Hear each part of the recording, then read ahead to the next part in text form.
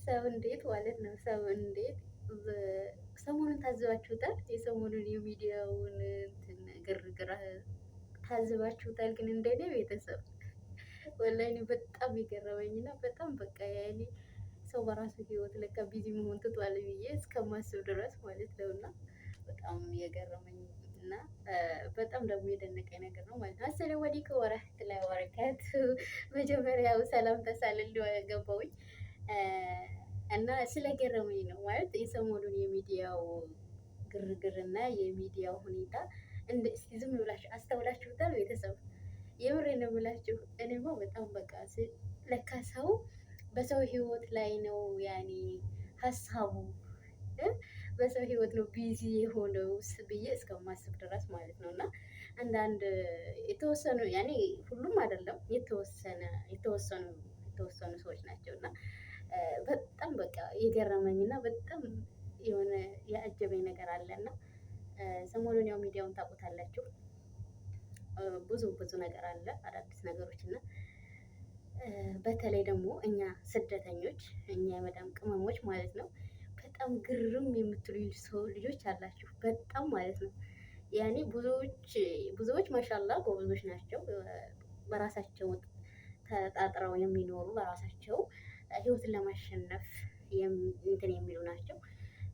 ግማሾቻችን ግን ማለት ነው የብር ደብል በጣም በቃ ለካ እንደዚህ ሰው ህይወት ቀሎታል ወይ ማለት የራሱ ህይወት ሞልቶለታል ወይ ብዬ እስከማስብ ድረስ ነው ማለት ነው። እና የሆነ ቦታ ትሄዳላችሁ እንደዚህ ዘወር ያው ሚዲያው የሁሉም አይደለም ዘወር ዘወር ስትሉ ብዙ ነገር ታያላችሁ። እና እየገረመኝና በጣም በቃ ያሳቀኝም ነገር ማለት ሰው ለካ ህይወት እንደዚህ በቃ ይሆናል አይደል?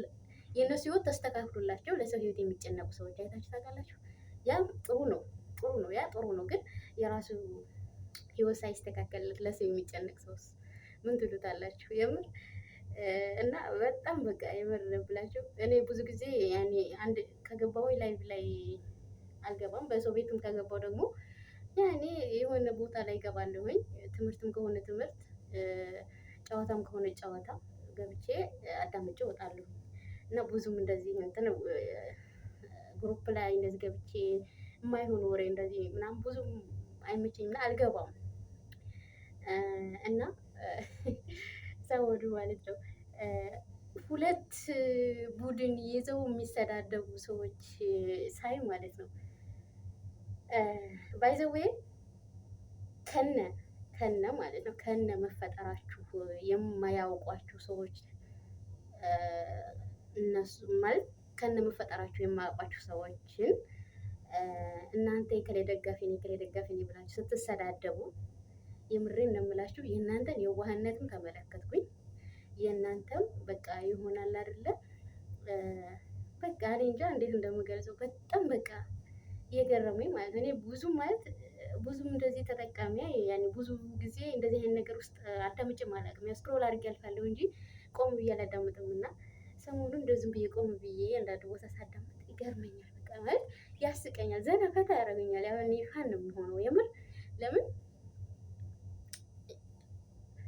ሀቢብቲ የራሳችን ህይወት ስንት የሚያስጨንቀን ህይወት አለ። ስንትም ማሳካት የምንፈልገው ነገር አለ። ስንት የሚጠብቀን ህይወት፣ ስንት የምናስበው አላማ አለና ሰው እንዴት ከነመፈጠራችን የማያውቀውን ሰው ደግፎ እንደዚህ ይሰዳደባል? እንዴት ማለት የማያውቀውን ጭራሽ ከነመፈጠሩ ምን ትሁን ምን ይሁን የማታውቀው ሰው ደግፎ መሰዳደብ ለእኔ በጣም በቃ እኔ ፈታ ያደረገኝ ነገር ነው ሀቂቀትም ማለት ነው። እንግዲህ ያኔ ይሄን ቪዲዮ ስታዩም ብዙዎቻችሁ ያኔ እንደዚህ አይነት ቦታ የምትገኙ ልትቆጡ፣ ልትሳደቡ፣ አንዳንድ ነገር ልትሉ ትችላላችሁ። ግን ሀቂቃውን ነው ማለት መደገፍ ኦኬ። ግን ሚዲያ ላይ ወጥቶ በዚህ ልክ አንጠፈቅ እንደዚህ ሁለት ግሩፕ ሆኖ መሰዳደብ፣ አንቺ የከሌ አንቺ የከሌ ተባብሎ መሰዳደብ ለእኔ ብይሽ በጣም በቃ ሼም ነው በጣም የምር። እና ለካ ሰው ለሰው ህይወት ነው የሚጨነቀው ማለት የራሱ ህይወት ተስተካክሎለት አኪድ መቼም ተስተካክሎልኝ ህይወታችን ሙሉ ሆኖ ነው አትም ማለት ስደት ላይ ህይወት ሙሉ ነው ቢሉኝ እኔ አልሰማም።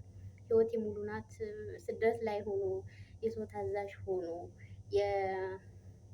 የመዳም ስራ እየሰራን በሰው ቁጥጥር ስር ሆነን ዝቅ ብለን እየሰራን ሁሉ ሞልቶልን ነው እንደዚህ የምንሰራው አንልም። መቼስ ብዙ ጎደሎ ቢኖርብን ብዙ የምናሳካቸው ዓላማ ቢኖርብን ነው ያኔ ዝቅ ብለን የምንሰራው ሰው ቤት ታዛዥ ሆነን አይደል እንዴ? እና የራሳችሁ ህይወት እንደ ሞልቶላችሁ ነው ወይ? እኔ ጥያቄ ለእናንተ ነው መጠየቅ የምፈልገው። የራሳችሁ ህይወት ተስተካክሎላችሁ ሁሉ ነገር ተሟልቶላችሁ ነው ወይ እናንተ ለነሱ ጠበቃ ሆናችሁ ግሩፕ ይዛችሁ የምትሰዳደቡ ሰዎች ማለት ነው? እና በዚያው እነሱ ሞልቶላቸው ነው። እነሱ ምንም ይስሩ ቢዝነሳቸው ነው። ጨዋታው በዶላር ነው። ገባችሁ? ብዙ ፎሎ፣ ብዙ ቪው፣ ብዙ ጊፍት፣ በቃ ብዙ ነገር የሚያገኙት እነሱ ናቸው። እናንተ ግን ምንድን ናችሁ ነው የኔ ጥያቄ። የምሬን ነው የምላችሁ። በጣም በቃ ግርም ያለኝ ነገር ማለት ነው። እነሱ ማሻላ ስደትንም ያላዩም አሉ፣ ስደትም ደግሞ ላይ አሉ። ከኛ የተሻለ ህይወት ነው የሚኖሩት በእርግጠኝነት ማለት ነው። ከኛ የተሻለ ስላችሁ አንደኛ እንደኛ ሰው ቤት የሚሰሩ አይደሉም። እንደፈለጉ ወጥቶ የሚገቡ ናቸው። እስኪ ስንቶቻችን የመዳም ቅመሞች ነን ነፃነት ኑሮ እንደፈለግን በፈለግነው ሰዓት ወጥተን ውጭን አይተን የምንመለሰው? ስንቶቻችንን ውጭ የሚናፍቀን? ስንቶቻችንን እንጀራ የሚናፍቀን? ስንቶቻችንን በቃ ሀገራችን ወጥተን ንጹህ አየር አግኝተን ተንፍሰን ብለን የምንመኘው? ስንቶቻችን ስደተኞች ነን? የምሬን ነው የምላችሁ። በተለይ ደግሞ የአዲስ የሆኑ ኮንትራት የሚሰሩ ልጆች ማለት ነው።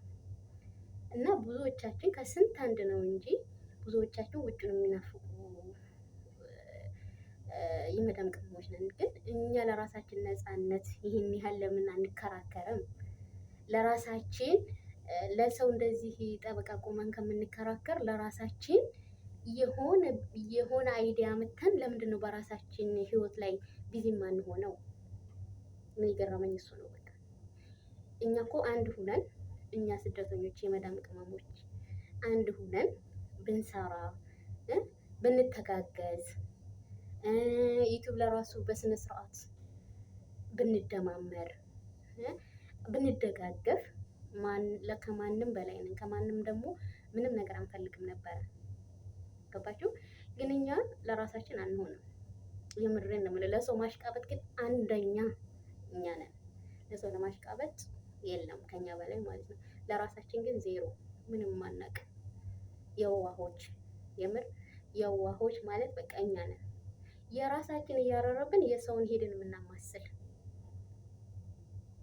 እኔ እንጃ እኔ ምን ብዬ እንትን እንደምል አላውቅም። እና እዛ ቁጭ ብላችሁ በሰው ኬስ ከምትሰዳደቡ እንደዚህ ግሩፕ ይዛችሁ ከምትሰዳደቡ ኑና ዩቲዩብ እንስራ፣ አብረን እንደግ፣ እንደማመር፣ እንደጋገፍ፣ ከስደት እንውጣ።